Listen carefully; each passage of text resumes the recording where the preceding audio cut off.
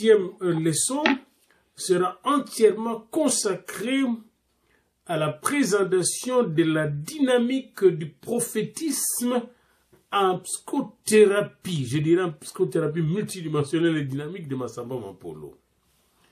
Alors nous avons déjà vu la dynamique de la palabre thérapeutique, la dynamique du sacrificiel, la dynamique de la symbolique ou du symbolisme, la dynamique de la thérapeutique communautaire. Une des questions que moi je me suis posée, est-ce que nous retrouvons ces dynamiques dans une pastorale entièrement basée sur la parole de Dieu? J'ai dit oui. Parce que la dynamique de la palabre thérapeutique, n'est-ce pas, se retrouve lorsque nous nous réunissons comme pasteurs avec les anciens, les gens moins, mais comme pasteurs, comme docteurs, comme prophète, je commençais comme apôtre de Dieu, comme prophète de Dieu, comme évangéliste, et comme pasteur, comme docteur, et avec tous les dons spirituels nécessaires, et que nous prenions soin ensemble dans cette réunion d'une brebis perdue. Lorsqu'un homme de Dieu comme Pierre, comme Paul, comme Jacques, comme Jean, prenait soin d'un homme perdu, souffrant, atrocement, malade, possédé, eh bien, c'était une palabre spirituelle, une palabre thérapeutique spirituelle. Et dans cette palabre, il y avait la dynamique sacrificielle. Oui, c'est le sacrifice de l'agneau immolé, le sang de Jésus. Vous voyez, est-ce qu'il y avait une grande symbolique? Oui, la croix de Jésus-Christ, où il a dépouillé les dominations, les autorités, les a livrés en spectacle. Et je vais encore plus loin. Est-ce qu'il y avait une dynamique thérapeutique communautaire? Oui, l'église du Seigneur. Je bâtirai mon église et les portes du séjour des morts ne prévaudront pas contre elle. Si on est une église remplie de foi, d'amour, d'espérance, une église de gens baptisés du Saint-Esprit de feu, eh bien une église qui prie sans cesse, les malades sont guéris, les démoniaques sont délivrés, les morts sont ressuscités, la parole de Dieu est prêchée avec puissance. Et on est donc dans la dynamique de la thérapeutique communautaire, l'ecclésia, l'assemblée et la thérapeutique communautaire que le Seigneur nous a laissé sur cette terre. C'est pas pour rien que Jésus a dit, je bâtirai mon église et les portes du séjour des morts ne prévaudront pas contre elle. Ceci dit, voyons donc, voyez-vous, je pourrais dire que tout ce que Massamba a découvert dans chez le guérisseur traditionnel est une copie de ce qui se trouve dans la parole de Dieu. Regarde toute la communauté formée par Moïse, ou encore la communauté de prophètes formée par Samuel, par Élie, par Élisée. C'était des communautés thérapeutiques. Des communautés thérapeutiques. Vous voyez, les apôtres, les 12 apôtres, les disciples, les 70, étaient une armée de thérapeutes du Seigneur. Mais souvent, nous avons oublié cela. On a changé l'Église en organisme, en association, comme une association de football, etc., comme disait encore un homme de Dieu. Mais l'Église n'est pas une association humaine. L'Église, c'est une institution créée par Dieu, c'est un organisme vivant. Et cet organisme vivant vit de l'esprit. Par la parole de Dieu, l'Église porte une épée tranchante, une épée très tranchante pour démolir, n'est-ce pas, la puissance de l'ennemi. Ceci dit, revenons à l'ouvrage de Massamba pour voir la dernière dynamique, en plus de la dynamique de la palabre thérapeutique, de la dynamique du sacrificiel, de la dynamique de la symbolique, de la dynamique de la thérapeutique communautaire dont nous avons donné une illustration donnée d'ailleurs par Massamba lui-même dans le livre de la communauté thérapeutique de Monolithe.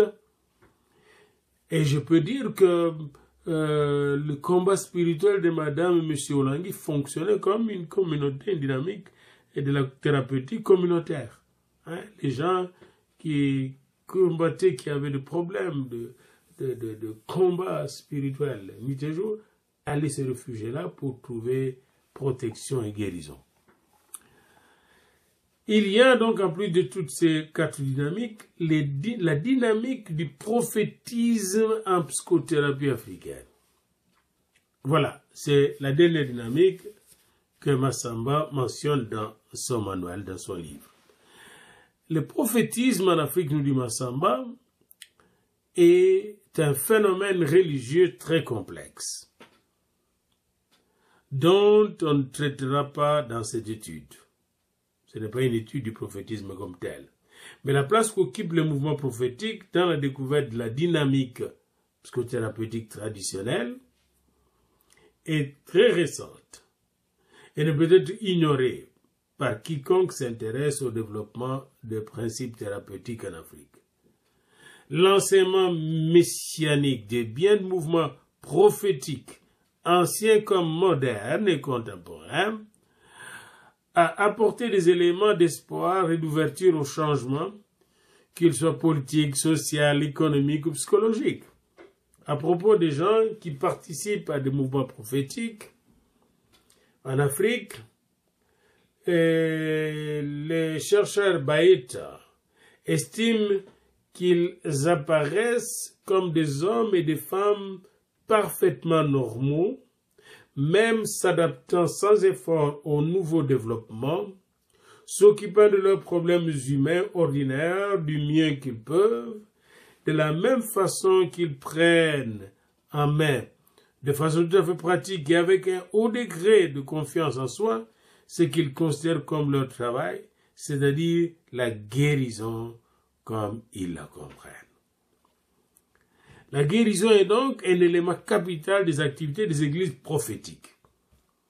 La guérison a remis en vigueur la compréhension africaine traditionnelle de l'unité de la vie séculière et de la vie religieuse. Mais moi, j'aimerais vous signaler que ça fait partie non seulement de la vie religieuse ou séculière, mais la guérison fait partie même de la vie spirituelle, du ministère de la mission de Jésus-Christ.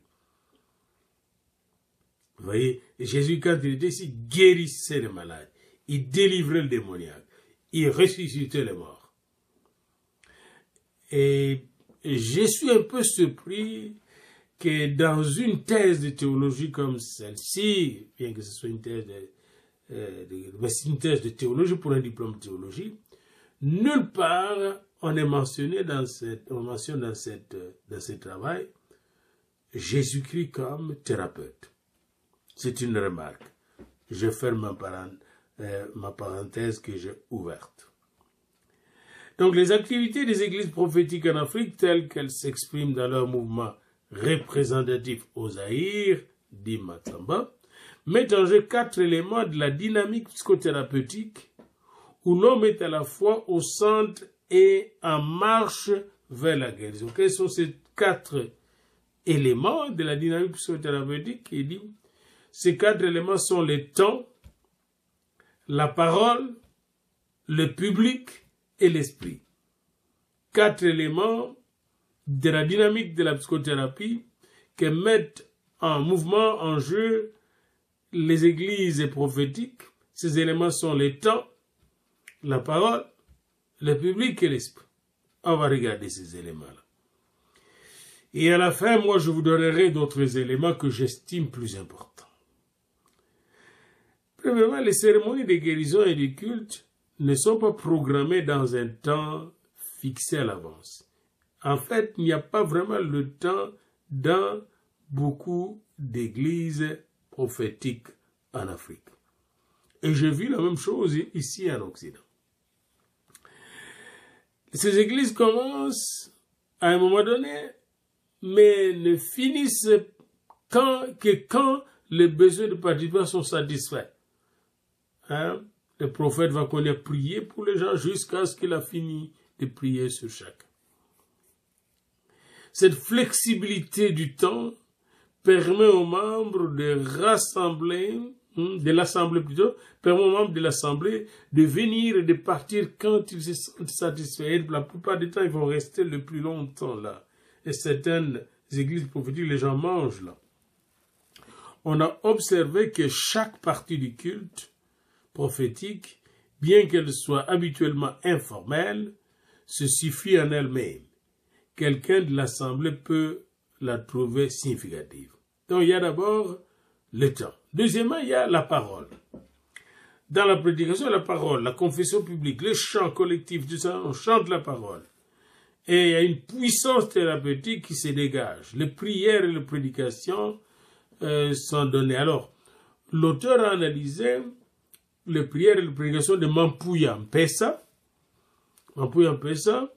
de Ngiri dans les années 60. Ces prières et ces prédications avaient l'allure d'une conversation qui, la personne parlait de problèmes pratiques, abordait les problèmes pratiques de membres de l'Assemblée. Il prêche du concret, c'est pas de la théologie spéculative. Les confessions sont publiques et l'assistance répond à chaque confession en pardonnant. Donc vous avez la parole qui est très concrète, vous avez les temps et vous avez le public qui participe à cela et le prophète signale la présence de l'esprit. L'esprit qui travaille. Donc vous avez le temps, ne sont pas limités dans le temps. Vous avez la parole, le temps de la parole qui est très important, avec la prière et le chant. Vous avez le public qui participe. Il y a la participation du public. Et vous avez l'esprit qui travaille. Et c'est très important. Le Saint-Esprit est invoqué comme la puissance de Dieu, de Jésus-Christ parmi les adorateurs, nous dit Massamba à la page 82. Le Saint-Esprit, l'Esprit Saint, est invoqué comme la puissance de Dieu, du Dieu de Jésus-Christ parmi ses adorateurs. L'Esprit Saint est perçu comme une puissance extérieure positive qui apporte la guérison, la bonne fortune et qui sauve l'individu et délivre ceux qui sont possédés. Alors, il donne l'exemple de Mampuya qui s'occupe de personnes malheureuses, mal ajustées socialement ou troublées, possédées par la peur. Quand Mampuya exerce son travail, quand il exerce, il ressemble, dit Massamba, à un exorciseur, à un exorciste, disons. Parce que Mampuya a mené la délivrance. Il demande de chanter des hymnes à sa chorale composée d'hommes et de femmes. Et en ce moment, il commence à vibrer et entre en extase tremblant, renversant la tête, en arrière, en avant, le secouant en tous sens. Les prophètes ne s'intéressent pas seulement à la cure médicale, ils cherchent le moyen de créer des relations qui aident le malade à sortir de sa peur pour entrer dans un processus de croissance personnelle et spirituelle, être délivré. Les prophètes aident l'individu à exprimer librement ses sentiments, ses souffrances, ses maladies, ses peines et ses peurs. Les prophètes acceptent les sentiments et les actes des gens puisqu'ils comprennent comment ils peuvent créer la maladie, causer la maladie. Nous avons un exemple qui nous est donné ici de la manière dont le prophète Mampuya opérait en Ngiringiri. Ce prophète qui essayait d'aider les individus à mieux voir leurs souffrances, à découvrir les causes de ces souffrances, un jour était visité par une femme, Luba, c'était le 29 juillet 70. Cette femme Luba, qui venait du Kasaï, se disait Ndoki, sorcière, Mouloche. Elle portait une grande blessure à la joue droite. Elle était arrivée récemment à Kinshasa de Bakwanga. Elle ne parlait pas lingala. Un interprète l'aidait. Les questions fusèrent de tous les coins de l'assistance Voici les plus significatives. Maman, es-tu une Ndoki? Elle dit oui, je suis sorcière. Comment te déplaces-tu? Elle dit par avion. Où vas-tu dans ton avion? Je vais partout, à Kisangani, à Bakwanga et retour. Pourquoi voyages-tu comme ça? Pour trouver des personnes à manger. Qui pilote l'avion? C'est moi. À quoi ressemble ton avion? C'est un papillon. Voilà les réponses de cette maman. Comment es-tu devenue sorcière? Qui te l'a donné? À Bakwanga, et c'est mon père qui me l'a donné quand j'étais très petite. Avec ton pouvoir, combien de gens as-tu déjà mangé? 18 personnes. La femme donna alors la liste de gens qu'elle avait mangés, et tout le monde la regardait avec étonnement. Personne ne pouvait comprendre comment un seul individu avait fait du mal à tant d'autres. Et pourquoi alors es-tu malade? Tu es Ndoki, comment tu es malade? Là, elle va expliquer l'origine de sa maladie. Le premier que je mangeais comme Ndoki était un garçon Moulouba qui venait de finir ses études. Son père se lamenta longtemps sur la mort tragique de son fils, et alors il partit chercher du secours chez un magicien, un ganga, qui lui a donné une poudre magique pour faire du mal aux sorciers, aux présumés sorciers. Une nuit, pendant que j'allais en avion, j'ai senti soudain que quelqu'un me jetait cette poudre à la figure. Heureusement, j'ai détourné les yeux, la poudre me toucha seulement la joue droite et s'étendit et m'enflamma toute la joue.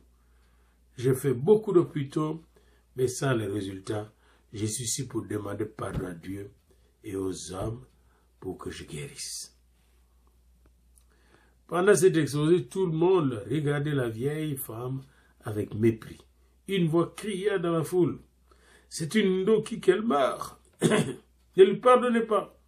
Mais le prophète a demandé de la miséricorde de Dieu qui pardonne, et le prophète a changé toute l'atmosphère de l'assemblée. Puis il a demandé à l'assemblée de prier pour cette personne, pour qu'elle soit délivrée parce qu'elle est sincère. Et la cérémonie de guérison a commencé. Le prophète a dit, ce qui est lié sur la terre, et les autres répondaient en Kikongo, est lié dans le ciel. Et la voix du peuple, c'est la voix de Dieu. Alors, ils ont commencé à prier pour la délivrance de la femme. À la fin de la cérémonie de délivrance, Pasteur Massamba, qui était toujours un homme curieux, s'est approché de la femme et a pris le temps de parler avec la femme.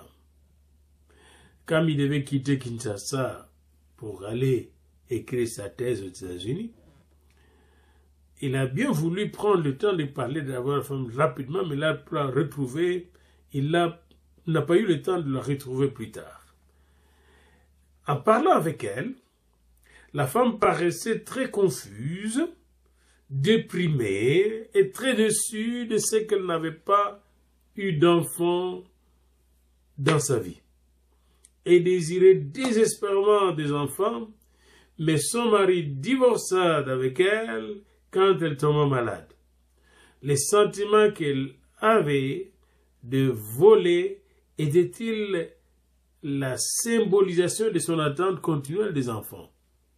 Ça, c'est la question que se pose Massamba. Et je vous signale ainsi que cette approche de Massamba est tout à fait logique. C'est une approche qu'on appelle critique. Vous ne pouvez pas, comme thérapeute, bien formé, avec le discernement du Seigneur, prendre tout ce qu'on vous dit, même par un sorcier comme vrai. N'oubliez pas que Satan, c'est un grand menteur. Et la plus grande sorcellerie s'exprime en mensonge.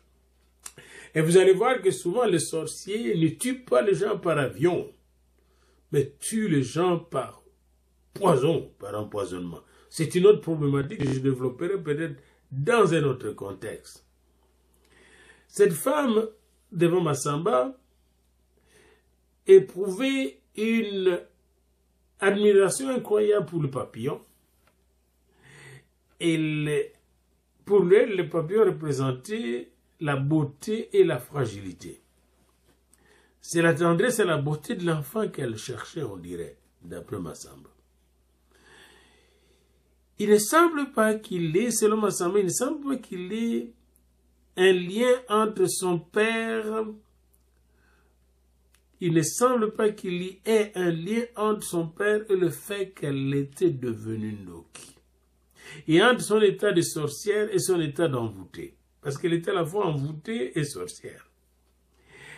Elle n'avait parce qu'envoûtée par la poussière qu'on avait mis sur ses joues. Elle n'avait qu'un souvenir confus de son père. Elle n'a jamais connu son père. Il semble qu'elle se savait de son père mort comme d'une façon passive, qu'elle se servait plutôt. Elle se servait de son père mort comme d'une façon passive, subtile, de traiter son mari qu'il avait abandonné lors de sa maladie. Le comportement de cet homme-là était mauvais. Alors, au lieu de parler de ça, mon père m'a rendu sorcière. Ce sentiment d'être envoûté semble dire « je suis malade, je ne suis pas sûr de l'origine de ma maladie, cela peut être dû à mon attitude envers les autres, ce qui fait que les autres me haïssent et veulent que je sois malade.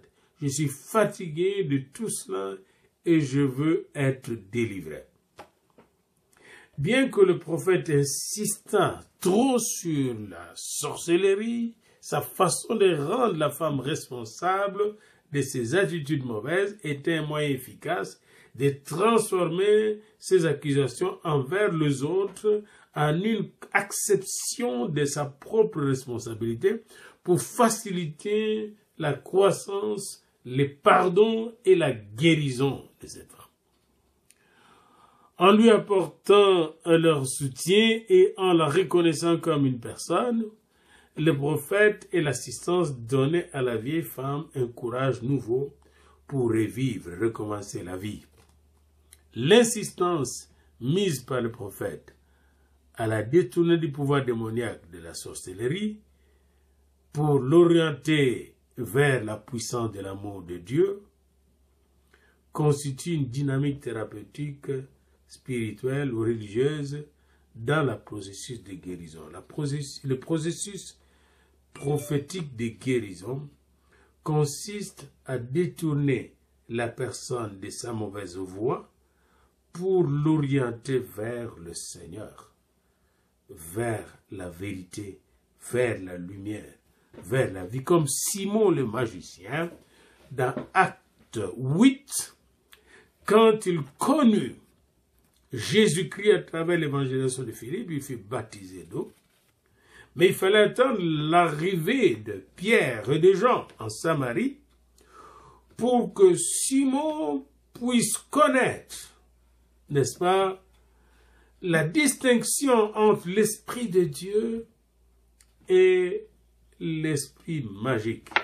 L'esprit magique qu'il avait acheté, n'est-ce pas, pour faire ce tour magique et gagner son argent, sa vie.